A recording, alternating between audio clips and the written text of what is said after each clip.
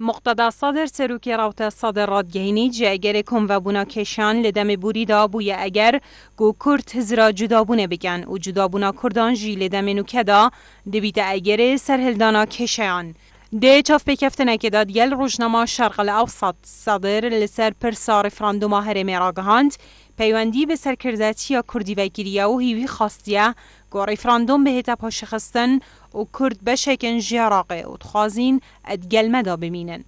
جلایکی دیفاعیات علاوی سروک ائتلافان اجتماعی هشداری به هرما کردستان دایه لسر پاجوچون جه انجام دانا رفراندومه و دا خوازجی جه امریکا کریک و بهتا سرخط دا کوراوش زدتر آلوس نبید. هروسان علاوی ده تورا جواکیا فیسبوک دا نویسیه و بالاف کریه دوید انجام دانا رفراندوم جبو سربخویه جه اجندایا سیاسیا کردی بهتا دیر خستن جبرکو دبیتا اگر شکستنا پروسه عراقه لسر درست کرنا دولتکا دیموکراسی و لوازبونا شراکتا سیاسی جی دبخوه گیرید.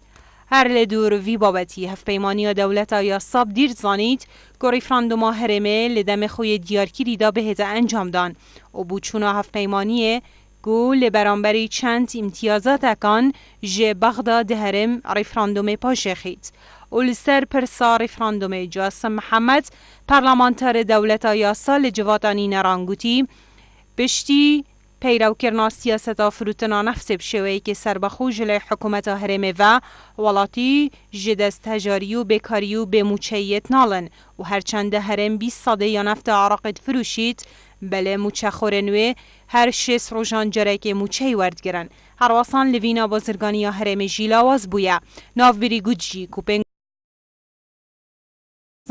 و برانبری چند امتیازات اکان جه بغدا ده سالادارن هرمه ده پرسا رفراندوم پاشخن.